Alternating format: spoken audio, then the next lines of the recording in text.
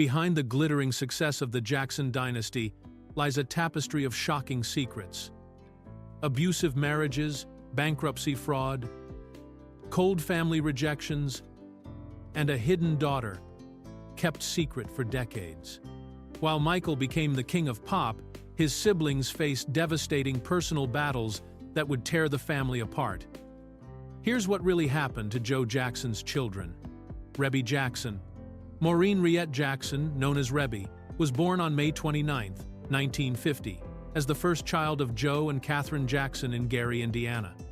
While her younger brothers would go on to achieve global stardom as the Jackson 5, Rebby chose a dramatically different path that would put her at odds with her controlling father and establish her as the quiet backbone of one of America's most famous families. From an early age, Rebby was thrust into a maternal role that would define her entire life. As the eldest of 10 children, she became what she later described as a second mother to her younger siblings, constantly babysitting and helping with household duties while her parents focused on building the family's musical empire. This responsibility grew heavier as the Jackson 5's success demanded more of Joe and Catherine's attention, leaving Rebby to care for brothers and sisters who were being shaped into international superstars. The defining moment of Rebby's relationship with her father came when she was just 18 years old. In 1968, she announced her intention to marry her childhood sweetheart, Nathaniel Brown, whom she had met during her family's tours.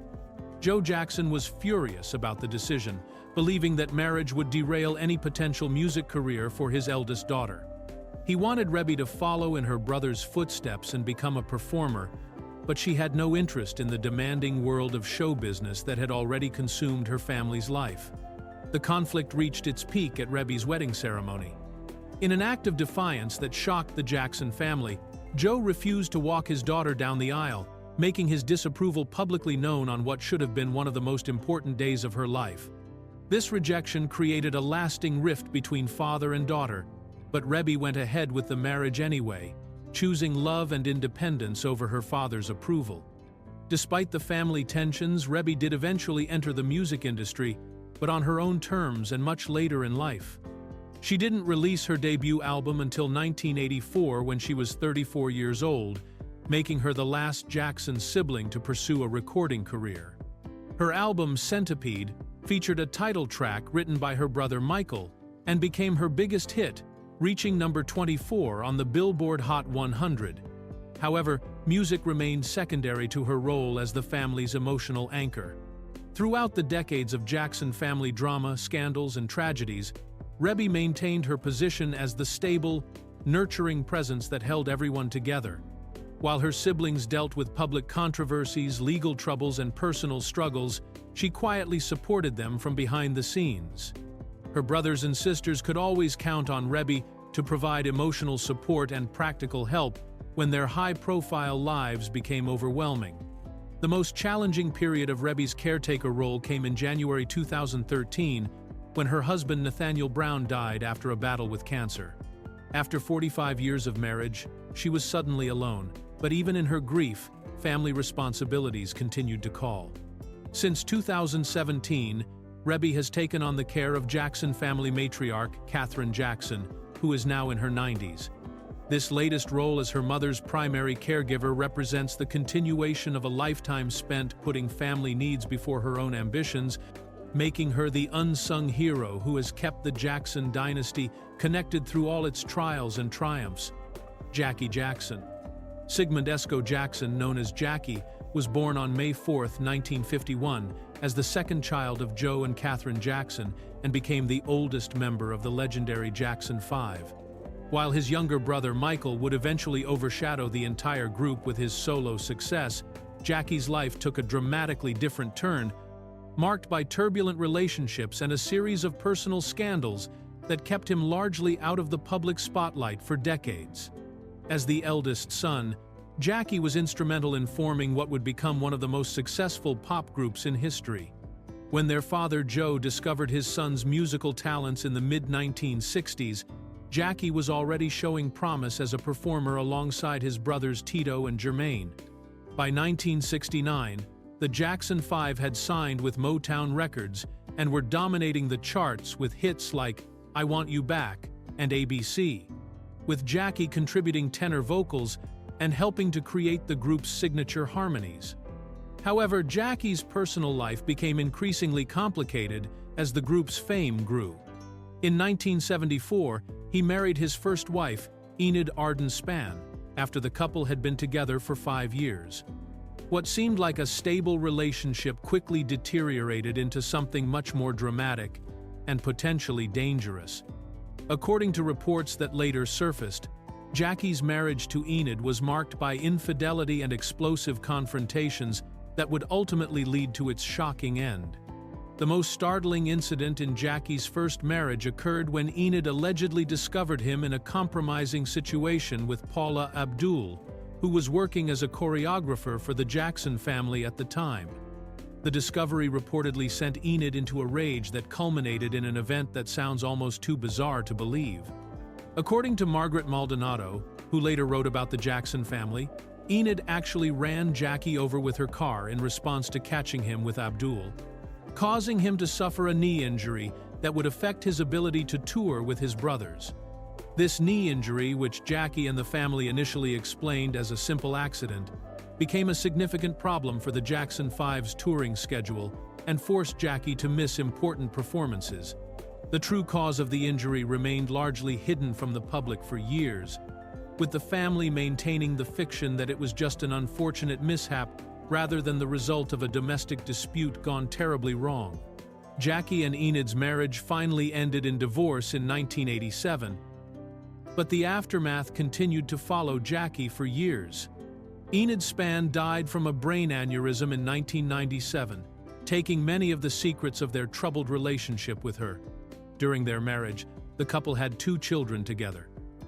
Sigmund Esco Jackson Jr., known as Siggy, who was born in 1977 and later became a hip-hop artist, and Brandy Jackson, who was born in 1982.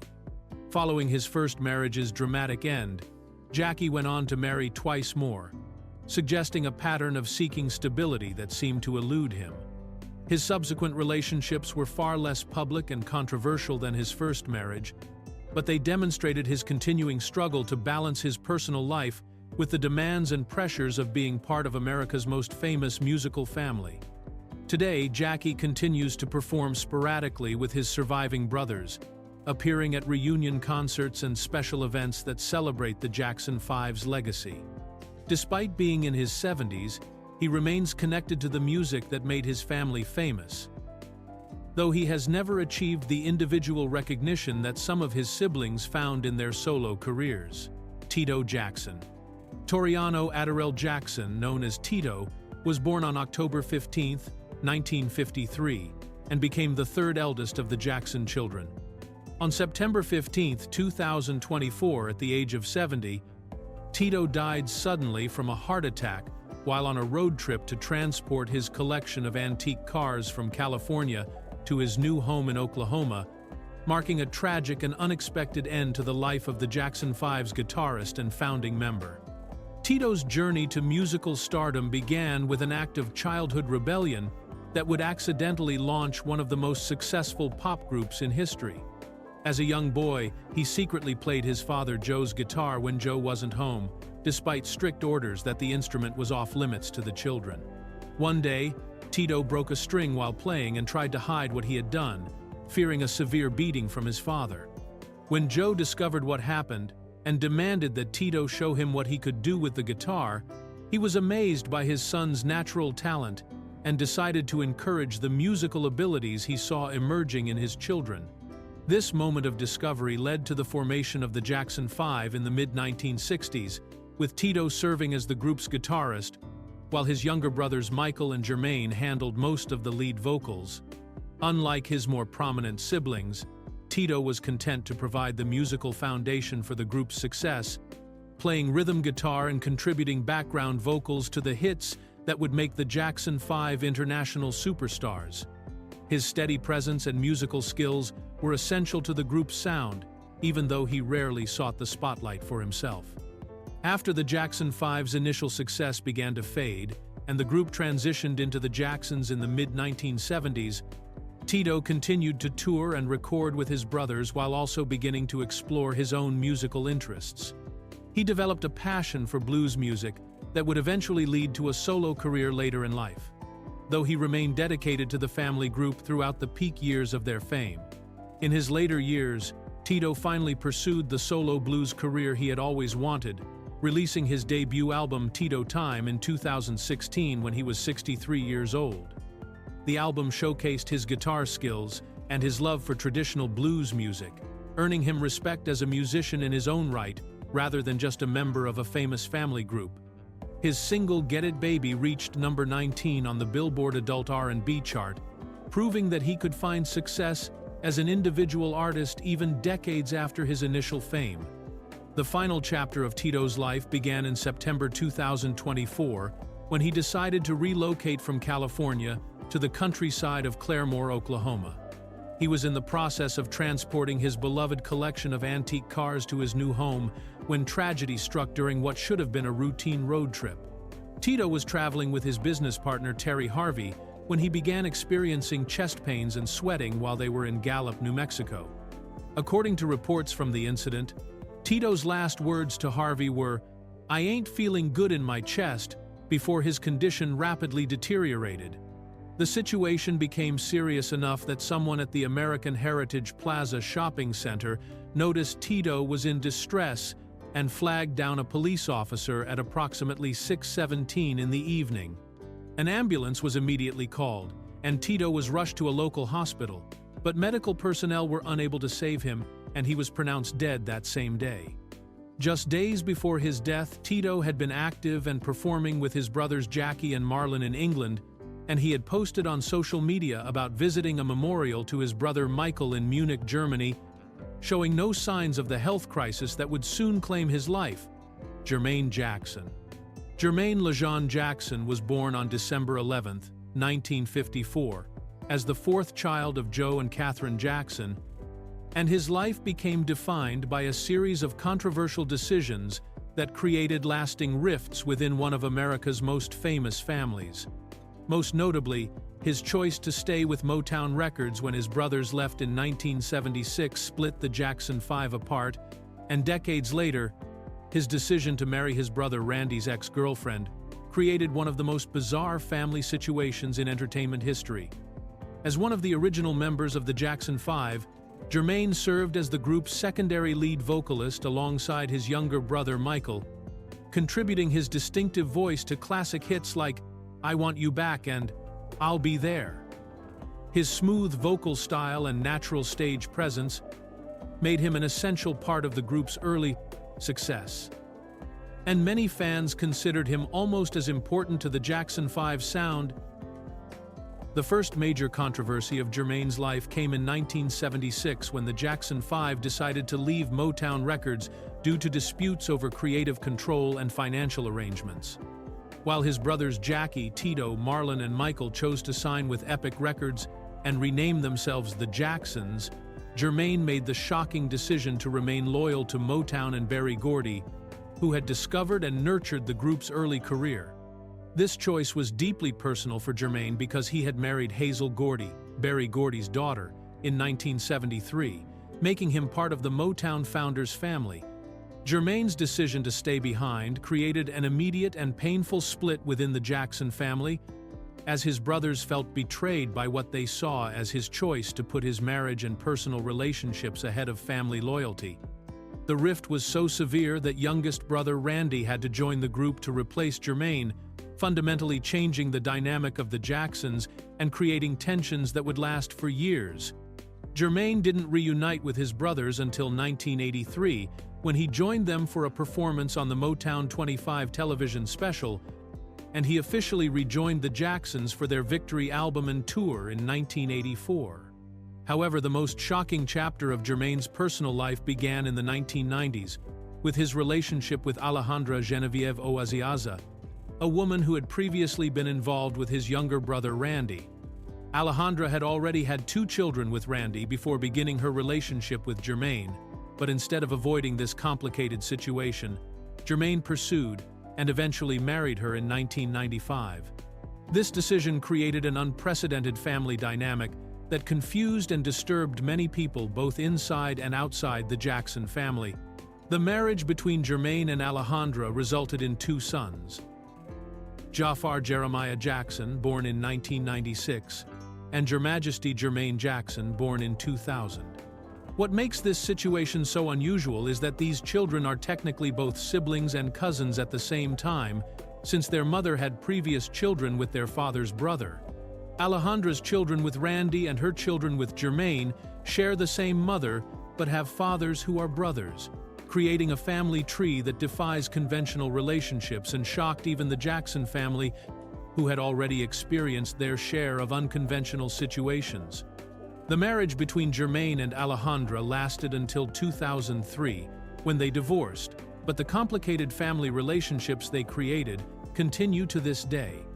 Jermaine has been married 3 times in total and has 7 children from various relationships, making him one of the most prolific fathers in the Jackson family. Despite all the personal controversies and family conflicts, Jermaine has continued to pursue his music career and has appeared on various reality television shows, including Celebrity Big Brother in the United Kingdom and Celebrity Wife Swap, showing that he remains comfortable in the public spotlight even when his personal life continues to generate discussion and debate. LaToya Jackson. LaToya Yvonne Jackson was born on May 29, 1956, as the 5th child and middle daughter of the Jackson family, but her life took a dark and devastating turn when she became trapped in an abusive marriage that would control nearly every aspect of her existence for almost a decade.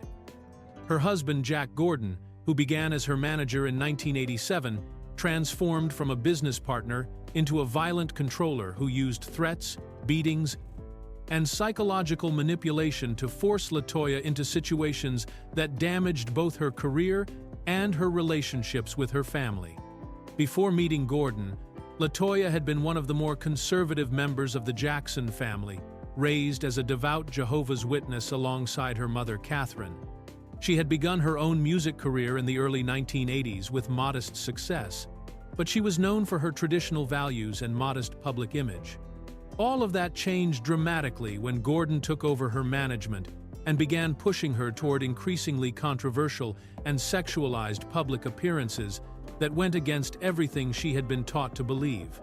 The transformation began gradually, with Gordon encouraging LaToya to adopt a more provocative image for her music career.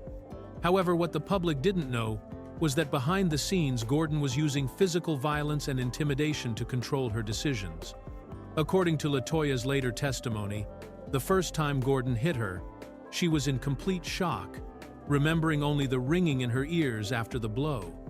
From that point forward, Gordon systematically isolated her from her family and friends, confiscating her passport, transferring her bank accounts into his name, and hiring bodyguards to watch her constantly.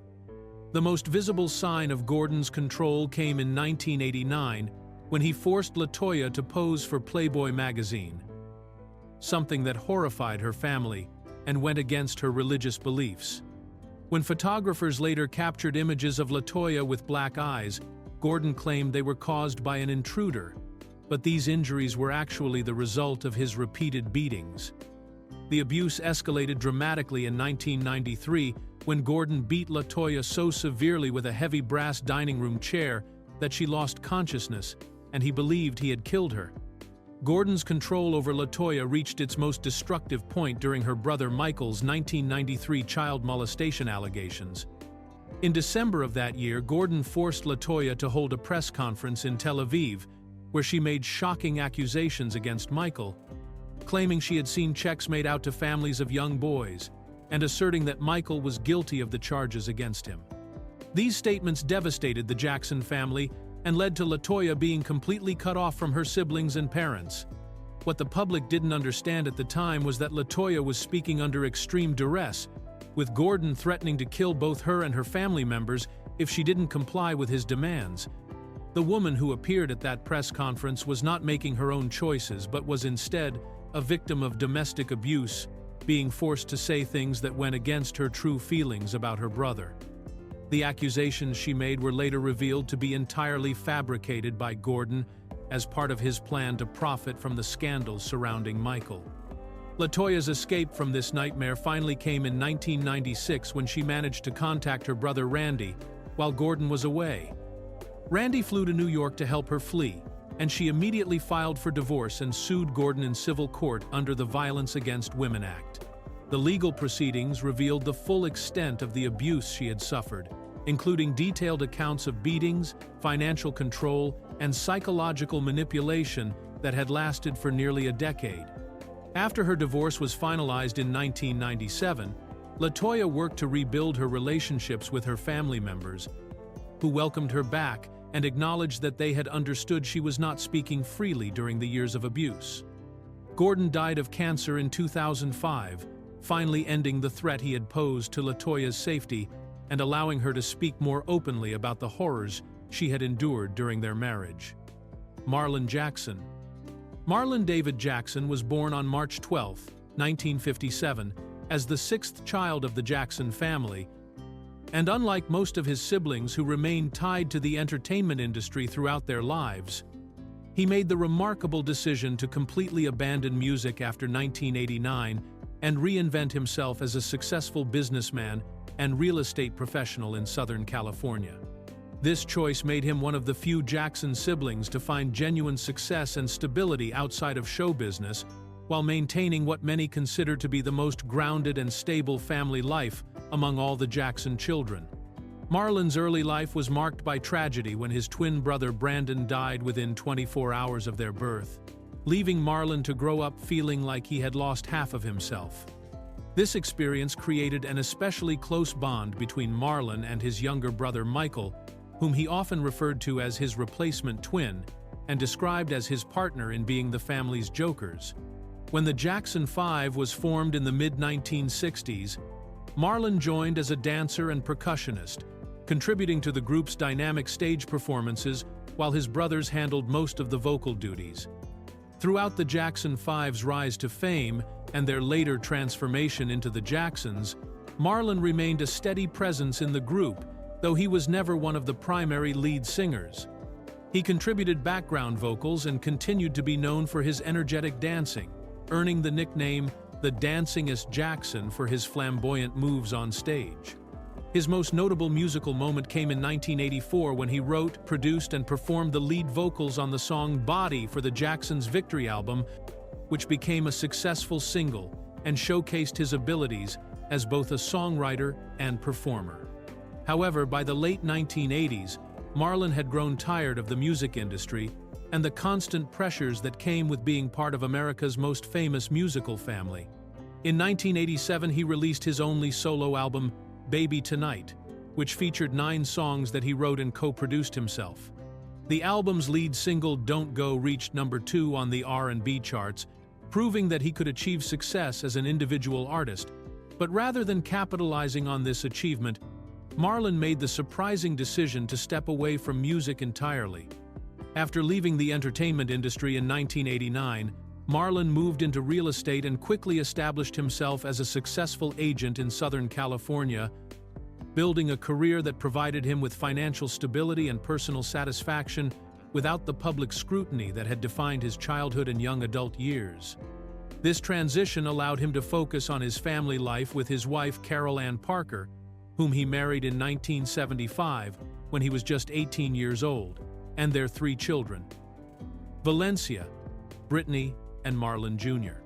Marlon's business acumen became even more apparent in 1999 when he co-founded the major broadcasting corporation, also known as NBC, along with prominent partners including Florida attorney Willie Gary, baseball player Cecil Fielder, and boxing champion Evander Holyfield. The network was initially focused on religious programming and was based in Atlanta, but Marlon's vision expanded far beyond its original scope. In 2004, NBC was rebranded as the Black Family Channel, becoming the first minority-owned and operated cable network designed to provide family-friendly programming specifically for the African American community. Under Marlon's leadership, the network grew to reach more than 15 million homes within just 3 years, representing a major success in the highly competitive television industry.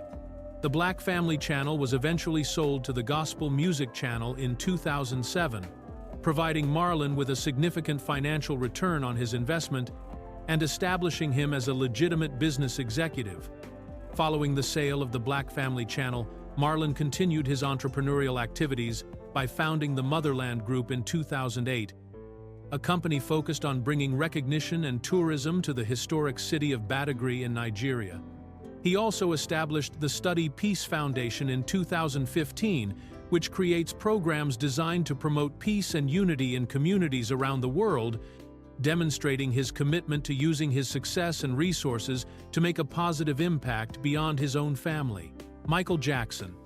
Michael Joseph Jackson was born on August 29, 1958, as the seventh child of Joe and Catherine Jackson, and despite becoming the most famous and successful member of his family as the King of Pop, his life ended tragically on June 25, 2009, when he died from an overdose of the anesthetic propofol at his Holmby Hills mansion in Los Angeles. Perhaps even more striking than his sudden death was the revelation that despite his global fame and the billions of dollars he generated for the music industry, Michael had completely excluded his father Joe from his will, highlighting the deep estrangement that had developed between them over the years. Michael's journey to superstardom began when he joined his older brothers in the Jackson 5 as the group's youngest member and primary lead vocalist. His natural talent and charismatic stage presence quickly made him the focal point of the group, and by the time he was 11 years old, he was already being hailed as a musical prodigy. The Jackson 5's success at Motown Records in the early 1970s launched Michael into a level of fame that few child performers have ever experienced, but this early success came at a tremendous personal cost. Throughout his childhood and teenage years, Michael endured what he later described as physical and emotional abuse from his father Joe, who managed the Jackson 5 with an iron fist and demanded perfection from his children during grueling rehearsal sessions. Michael recalled in interviews that Joe would sit in a chair with a belt in his hand during practice, ready to punish any mistakes, and that if the children didn't perform correctly, Joe would tear them up. This harsh treatment left lasting emotional scars on Michael and created a complicated relationship with his father that would never fully heal.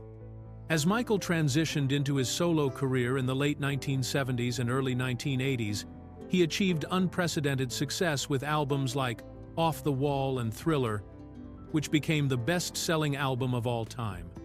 His innovative music videos, groundbreaking dance moves, and unique vocal style transformed him from a child star into a global icon who transcended racial and cultural boundaries. However, his increasing fame also brought increasing scrutiny and pressure that seemed to exacerbate his personal struggles and mental health challenges. The relationship between Michael and his father became even more strained, as Michael gained more control over his career and personal life. While Joe had been instrumental in launching Michael's career, their relationship was marked by years of tension, legal disputes, and public disagreements about business decisions and family matters. Michael often spoke about feeling that he had missed out on a normal childhood because of his father's demanding approach to managing his career, and this resentment seemed to deepen as he became an adult. Michael's personal life became increasingly complicated in his later years, marked by highly publicized legal battles, financial difficulties despite his enormous earnings, and struggles with prescription drug dependency that ultimately led to his death.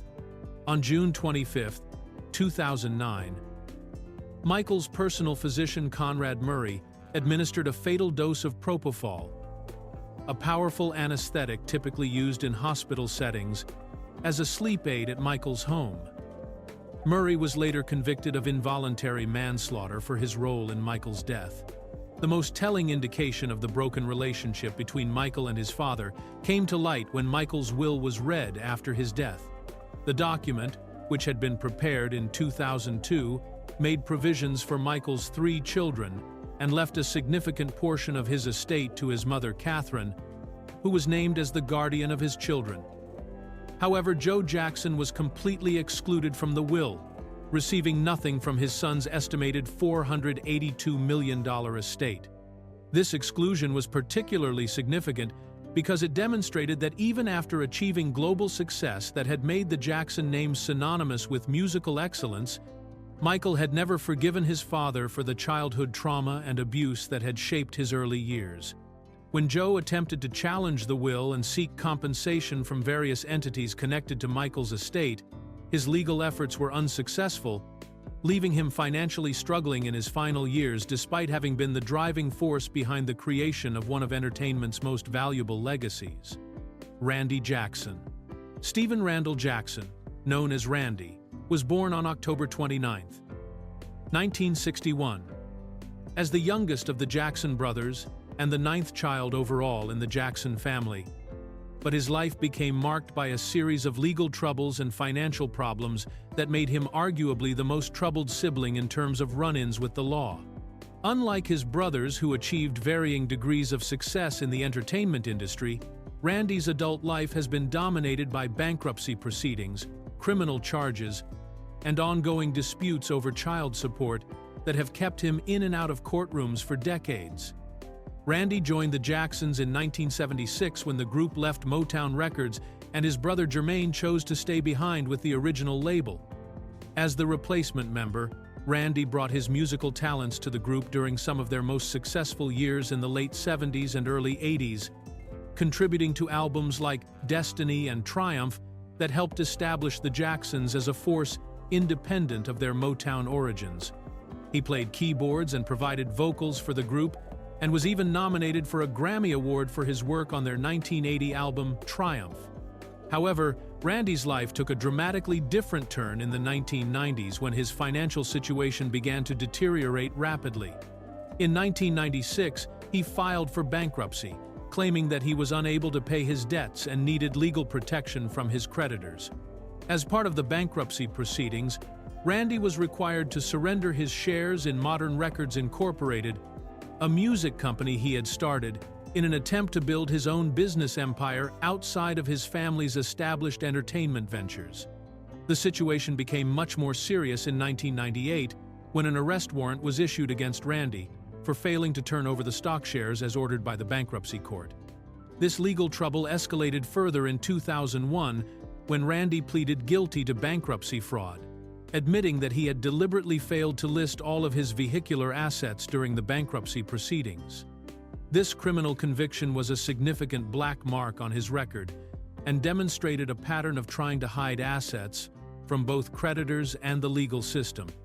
Randy's legal problems extended beyond his financial difficulties into his personal relationships as well.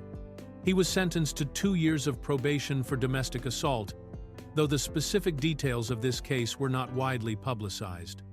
This criminal conviction added another layer to his growing reputation as the Jackson sibling who seemed unable to stay out of legal trouble, contrasting sharply with most of his brothers and sisters who had managed to avoid serious criminal charges despite their own various personal struggles.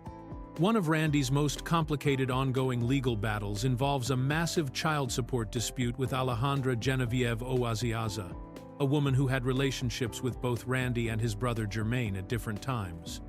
In 2012, Randy filed a complaint disputing an alleged $500,000 debt in child support that Alejandra claimed he owed for their children together.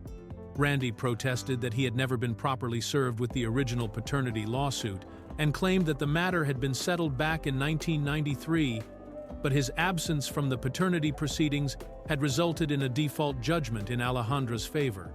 This child support case became particularly complicated because Alejandra had children with both Randy and his brother Jermaine, creating a situation where the same woman was seeking financial support from 2 different Jackson brothers for different sets of children. The legal mess surrounding this arrangement has continued for years and represents one of the most unusual family situations in the already complicated Jackson family dynamics. Randy's troubled relationship with legal and financial responsibilities has also extended to disputes within his own family, particularly regarding his brother Michael's estate after Michael's death in 2009.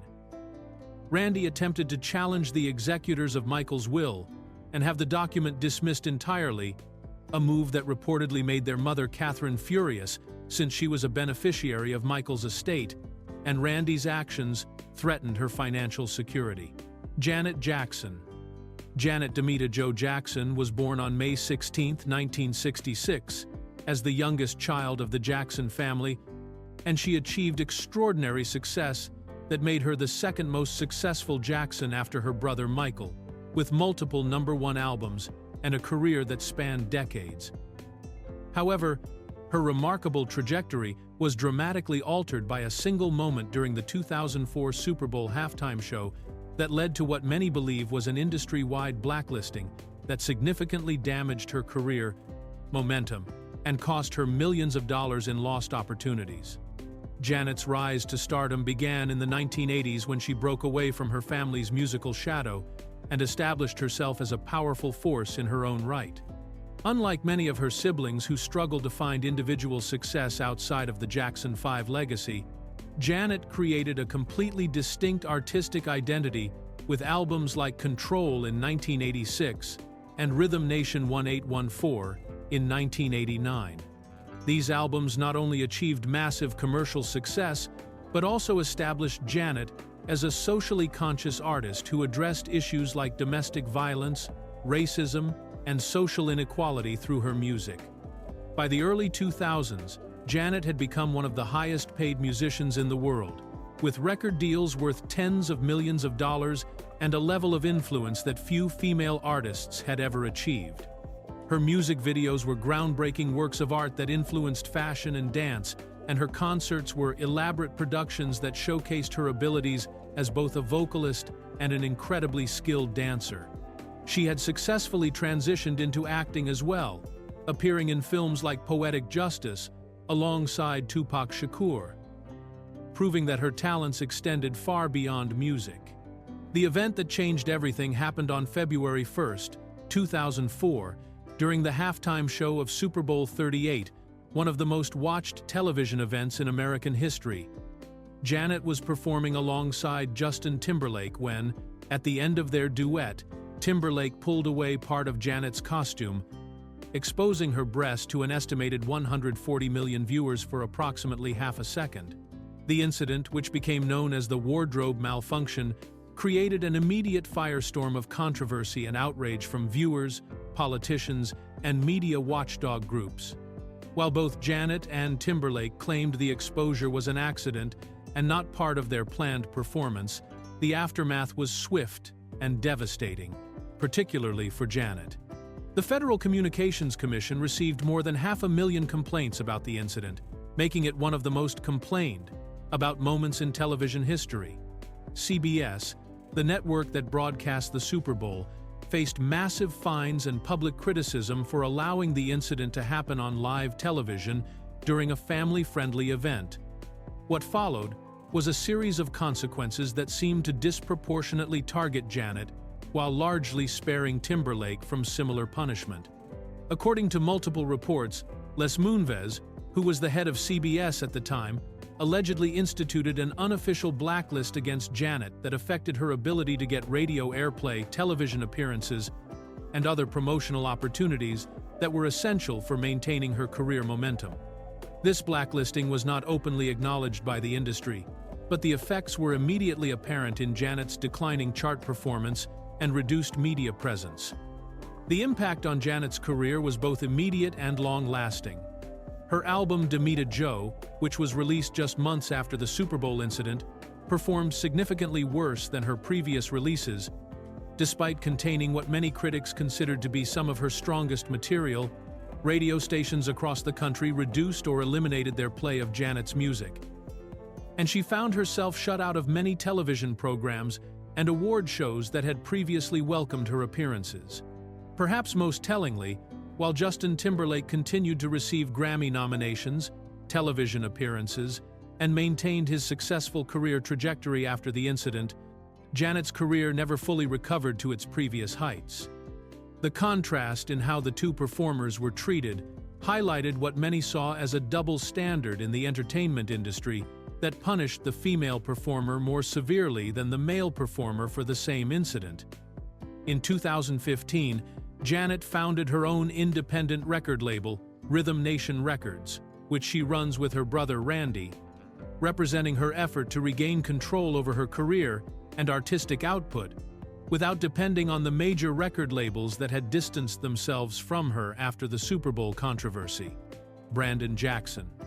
Brandon Jackson was born on March 12, 1957, as the twin brother of Marlon Jackson.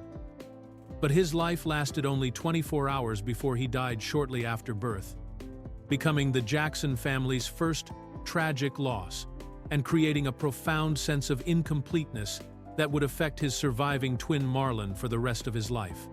Though Brandon never had the chance to grow up and become part of the Jackson 5's success story, his brief existence and early death had lasting emotional consequences that shaped the relationships and dynamics within one of America's most famous musical families.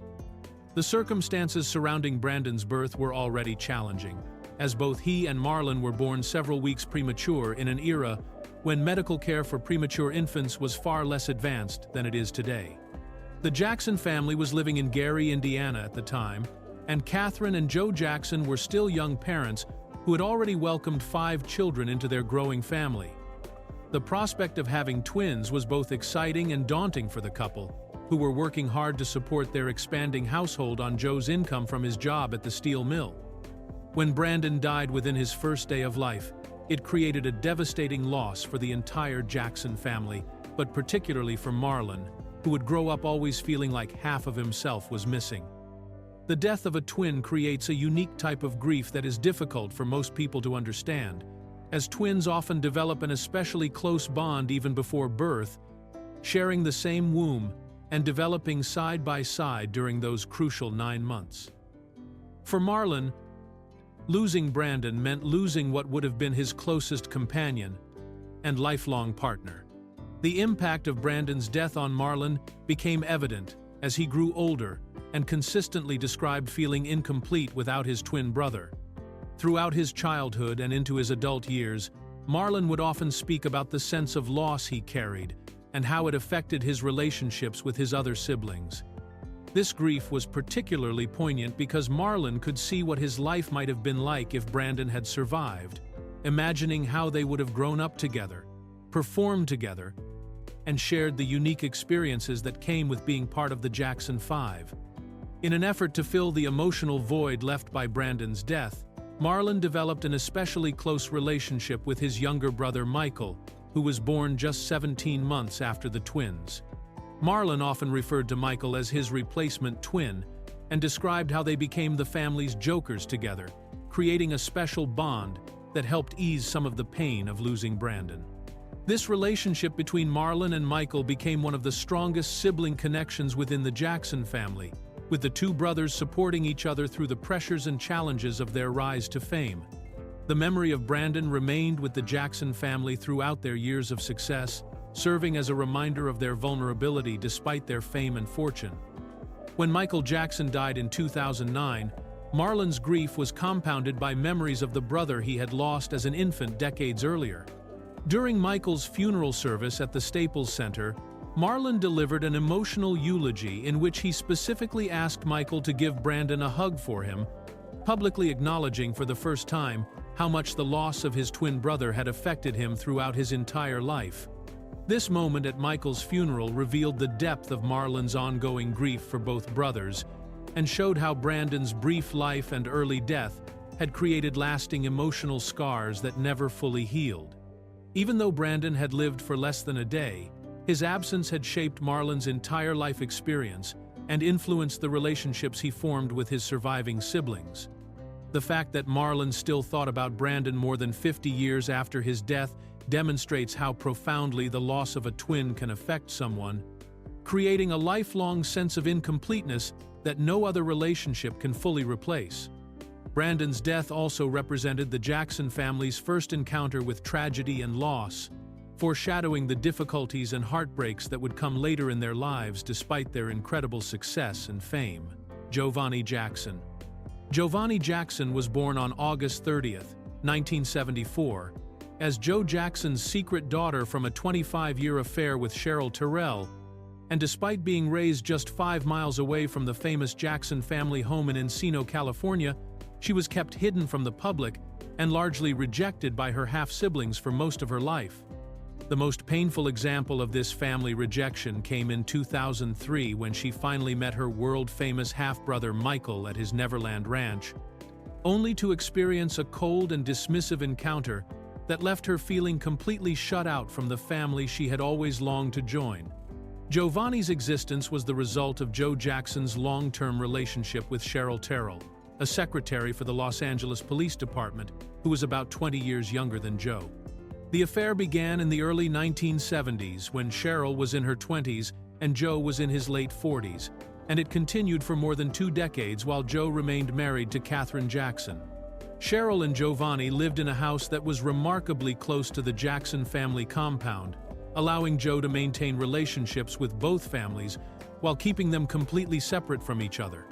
Unlike the other Jackson children who were forced to call their father Joseph and endured his strict discipline, Giovanni was allowed to call him Daddy and experienced a much more affectionate and indulgent relationship with Joe. He visited her almost daily, bringing gifts and treats, taking her on family vacations, and providing the kind of loving father figure that his other children rarely experienced. This preferential treatment created resentment among some of Giovanni's half-siblings, who felt that Joe was capable of being a warm and caring father, but had chosen not to be that way with them. Growing up, Giovanni was very aware of her connection to the Jackson family, watching them on television and listening to their music, while knowing that she was part of their bloodline but excluded from their world. She often felt the weight of being hidden away and kept secret, unable to publicly acknowledge her relationship to some of the most famous people in the world. This secrecy was necessary because Joe was terrified that reporters might discover his double life and create a scandal that would damage both his marriage and his children's careers.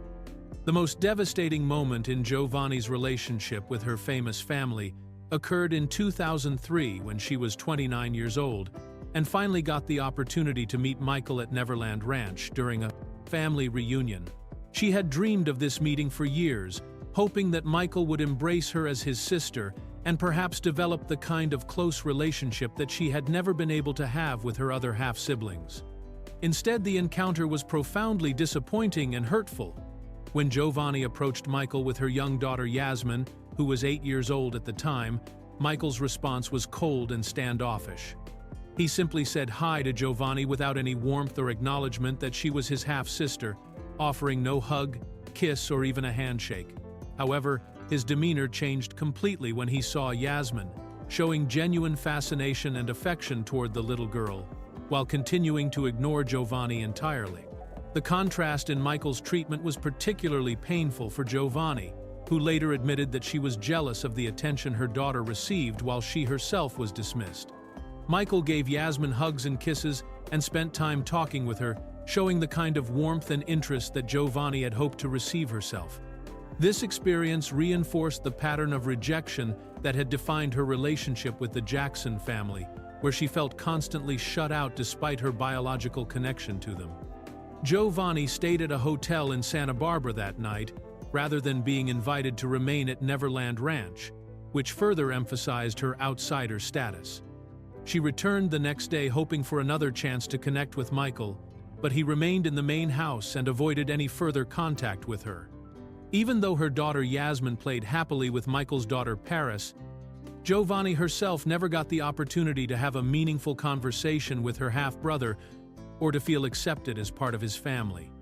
In later years, Giovanni wrote a memoir titled Bastard Child about her experiences growing up as Joe Jackson's secret daughter and dealing with the pain of family rejection.